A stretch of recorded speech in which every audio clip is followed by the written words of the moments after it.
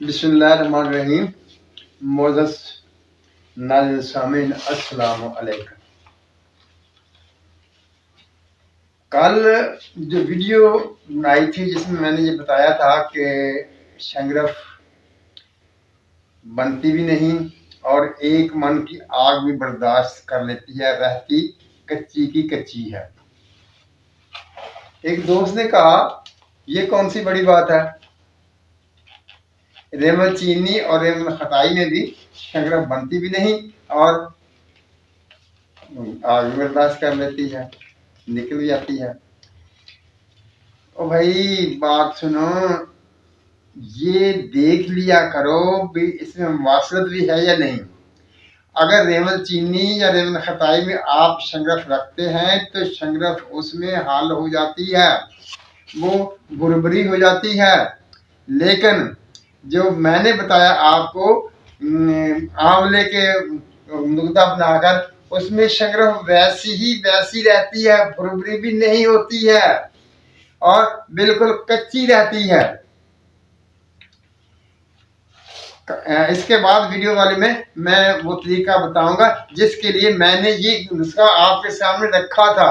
ये आधा है, इससे क्या काम लेना है वो मैं बताऊंगा, अगली वीडियो में बताऊंगा आपको। मैंने ये जो एक सवाल आपके सामने रखा था इसलिए कि आप अपने जहन को काम में लाएं और सोचें, और सोच के इससे कोई ऐसी बात बताएं जो मेरे लिए भी फायदेमंद हो। एक साहब ने कहा हाँ इसमें शंगरफ को बनाया जा सकता है, यही बात उसकी सोच ही हमारी सी, उसने अच्छा सोचा, मैंने उसकी तहसीन भी की, उसने अच्छा सोचा, अपने दिमाग को इस्तेमाल किया। इंशाअल्लाह ताला आइंदा वीडियो में मैं वो चीज़ आपके सामने खोल के रख दूंगा। लेकिन आज जो है एक साहब ने लिखा था कि मेरे घुटनों की ग्रीस खत्म हो गई है। ये मसला आम है, वो तो एक साहब ने लिखा, कई ऐसे लोग होंगे जिनको ये मसला होगा। लिहाजा मैंने सोचा आज मैं इसके लिए एक वीडियो बना दूं ताकि जो अक्सर भाई जिनको घुटनों में ग्रीस कम होती है, दर्द होता है और मुख्तलिफ आवाजें आती हैं, उसके लिए नुस्खा मैं आपके सामने रखने लगा हूं। हाँ, उससे पहले एक बात और जो उसूल की बात है भाई, आप ये देख लिया कीजिए, चीज़ों के मिजाज आपके सामने होते हैं, किताबों में लिखे होते हैं, आप वहां से देख सकते हैं। लेकिन रहनुमाई के लिए आपने नजरिया मौसूद आज़ा की कुतुब देखनी है और इन्हीं से काम लेना है।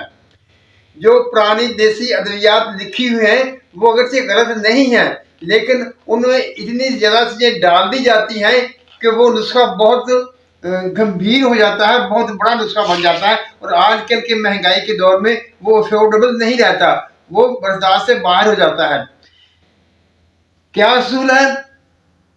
जैसा कि मैंने पहले भी कभी किसी वीडियो में बताया था कि दो तहरीकें हैं, एक मशीनी तहरीक है और एक कीमियाई तहरीक है। मशीनी तहरीक में अगर आपने जिस्म में से कोई चीज़ खारिज करनी है तो मशीनी तहरीक में से खारिज करेंगे, और अगर किसी चीज़ को का इजाफा करना है, जिसमें रोकना है, तो वो कीमियाई तहरीक से रोकेंगे। अब ये घुटनों में जो ग्रीस कम हो गई है, इसका मतलब है कि हमें उस मादे को, उस लिक्विड को जो एसाबी होगा उसे रोकना होगा।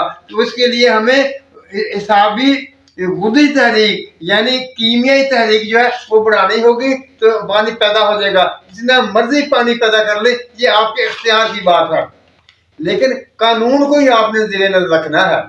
आइए मैं नुस्खा आपके सामने बयान कर देता हूँ कि जैसे घुटनों का पानी जो है, ग्रीस जो है वो पैदा हो जाएगी और मुख्तलिफ आवाज़ें आना और दर्द होना या हड्डियों का आपस में रगड़ना, ये सब खत्म हो जाएगा।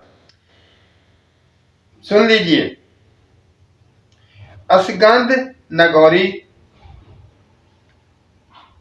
सुहागा सफेद बड़ियां, सतावर, मूसली सफेद, काली मिर्च, बहमन सफेद।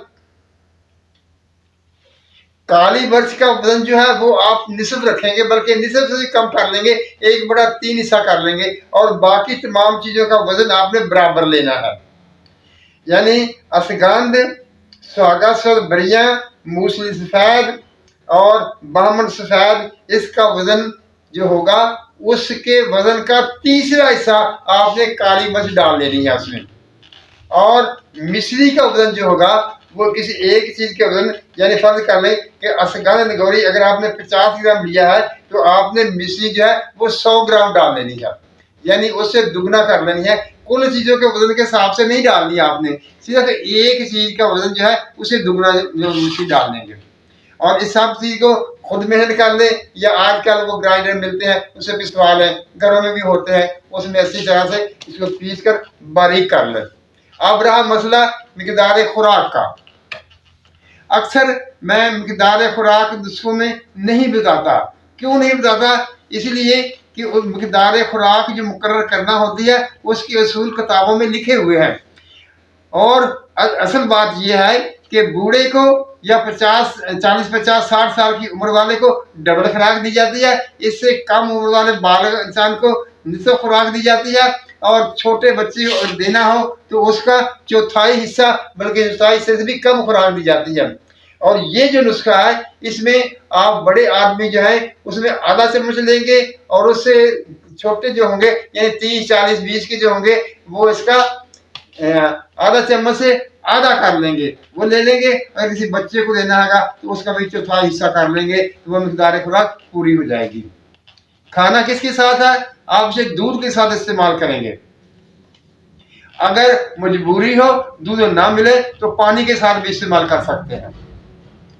और इसको आपने कम अज कम 2 हफ्ते लाजमी तौर पर इस्तेमाल करना है। जब आप 2 हफ्ते इस्तेमाल करेंगे तो आपको अपने इस मर्ज में बेहतरी वाज़ेह तौर पर नजर आ जाएगी।